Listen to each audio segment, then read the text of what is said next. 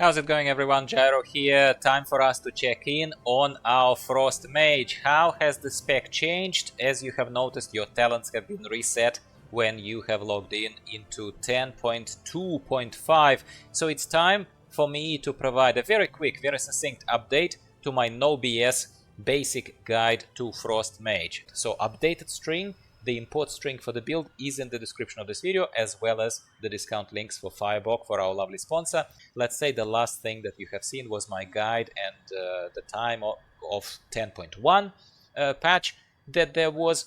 So certain things have changed. There are a couple of points to spend on basically the mage points side, and quite a few more to spend on the frost points side.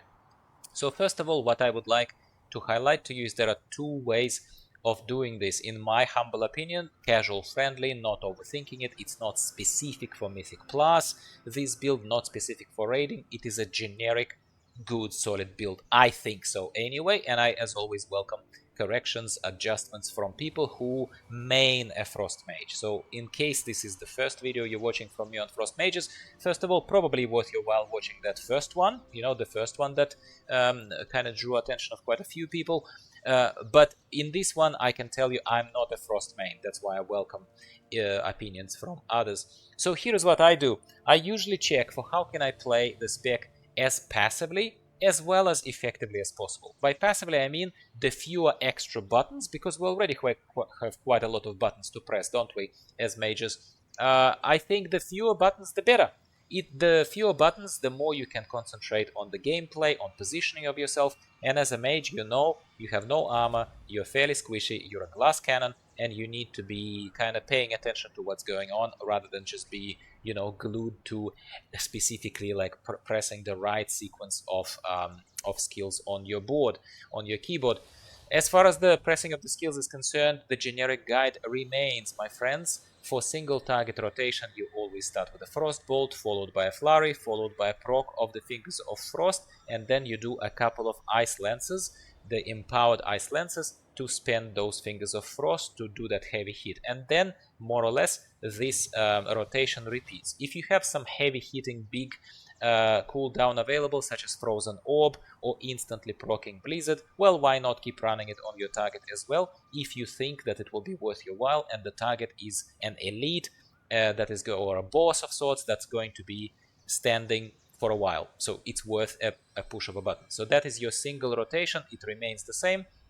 As far as the AoE rotation is concerned, it's also very simple. You always prioritize Frozen Orb and the instant proccing Blizzard casts. Instant proccing Blizzard casts in this build are going to reduce the cooldown on the Frozen Orb, which is fantastic. So you will be able to keep these two kind of things interchangeably rolling and supporting each other.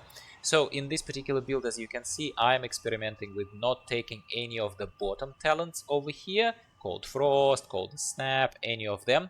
And I'm instead beefing up the passive, kind of just a generic sort of body of the build, so to speak, let's call it, without having the head, which is upside down in this particular case, go with my metaphors here.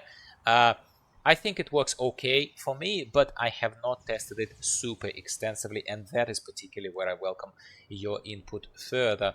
Alright, so what I concentrated on is you can either spend the two last points onto Fractured Frost, yeah, to empower your Frost Bolts more and giving them a chance half the time to split to two additional targets, which can add quite a lot of DPS. Yeah, but I have not simulated it yet again extensively just yet. Or, as I have adjusted kind of my choice here, you can spend only 1 point here in this Fractured Frost, and definitely spend the remaining 1 point in Icy Veins. Of course, you would say, come on, Gyro, what kind of pretend Frost Mage are you if you don't take Icy Veins? I hear you, my friend. Sometimes I play with making the rotation much simpler, especially with the new talent available here that is called Time Anomaly. Why? Well, Time Anomaly, as you can see, is awesome for lazy players, for passive preferring to play semi-passively players. It is at any moment giving you a chance to proc the Fingers of Frost, Time Warp or Icy Veins for 8 seconds. Does it happen too often? Again, I'm not a I'm not a kind of a simmer. I don't run Excel spreadsheets to simulate this kind of stuff. So I have not tested it extensively, but that possibility gives you, I guess, a platform and a room of thought for thinking that you might get away without having Icy Veins. You know what I'm saying? However, I know majority of you will say it, and I will agree with you, by the way, before you go off at me, that Icy Veins is just such a staple ability for a Frost Mage, and so awesome for boss fights, for any opening kind of massive push, yeah, for a Frost Mage, for the burst.